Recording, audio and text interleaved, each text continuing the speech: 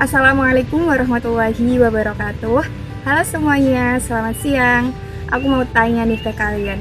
Ketika kalian mendengar kata penyakit menular, apa yang pertama kali terbesit di pikiran kalian? Menakutkan? Nyeremin? Hal itu wajar kok, karena penyakit menular dapat menurunkan kualitas hidup seseorang dengan cara yang menyakitkan, bahkan bisa mengakibatkan kematian bila tidak tertangani. Dan di antara banyaknya penyakit menular yang ada di dunia ini, WHO menetapkan bahwa TBC sebagai penyakit menular paling mematikan nomor 1 di dunia, dengan kasus mencapai 10 juta, dan di antaranya 1,5 juta meninggal dunia karena terinfeksi TBC.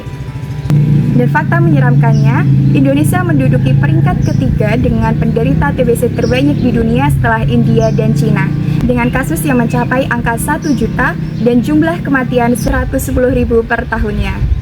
Kok bisa ya? Yuk kita bahas. Tuberkulosis atau yang biasa kita sebut sebagai TBC adalah penyakit menular yang disebabkan oleh bakteri Mycobacterium tuberculosis. Berbicara tentang TBC, banyak di antara kita yang mengetahui bahwa penyakit ini hanya menyerang organ paru-paru. Padahal penyakit ini bisa menyerang bagian tubuh lainnya, seperti kulit, seperti tulang, dan juga kelenjar getah bening. Udara menjadi media penyebaran kuman TBC. Kuman TBC bisa menular ketika penderita batuk, bersin, atau ketika berbicara.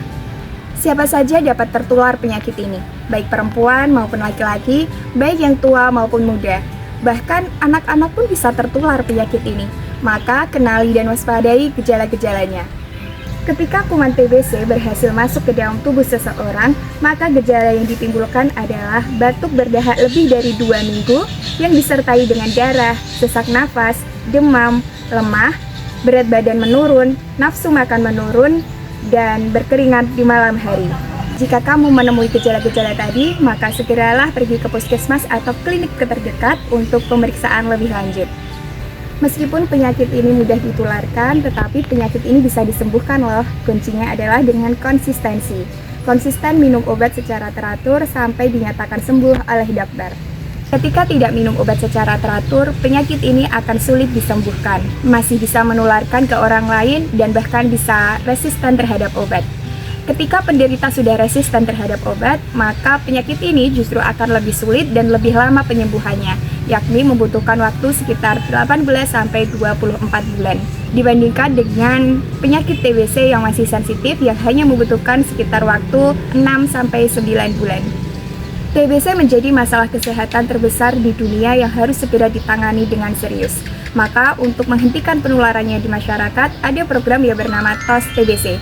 Temukan dan obati sampai sembuh TBC. Kamu juga harus tahu apa saja langkah-langkah TOS TBC itu. Yang pertama, temukan gejala di masyarakat. Yang kedua, obati dengan cepat dan tepat. Dan yang ketiga, pantau pengobatan sampai dengan sembuh.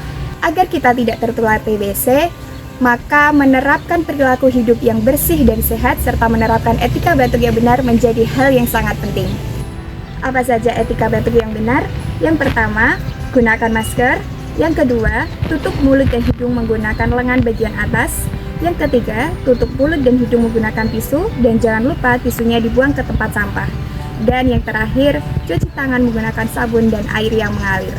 Karena satu kali batuk penderita TBC bisa mengeluarkan 3.000 percikan air liur yang mengandung kuman. Kementerian Kesehatan menaruh perhatian khusus dalam permasalahan ini.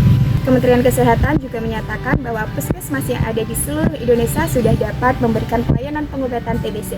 Tidak hanya puskesmas, rumah sakit, klinik, serta praktek dokter swasta juga sudah bisa memberikan pelayanan pengobatan TBC. Pemerintah juga memberikan obat gratis yang dapat diakses di puskesmas terdekat. Itu dia sekilas informasi tentang betapa menyeramkannya penyakit TBC. Mulai sekarang, ayo jaga diri agar tidak tertular dari TBC. Terima kasih, kurang dan lebihnya mohon maaf. Wassalamualaikum warahmatullahi wabarakatuh.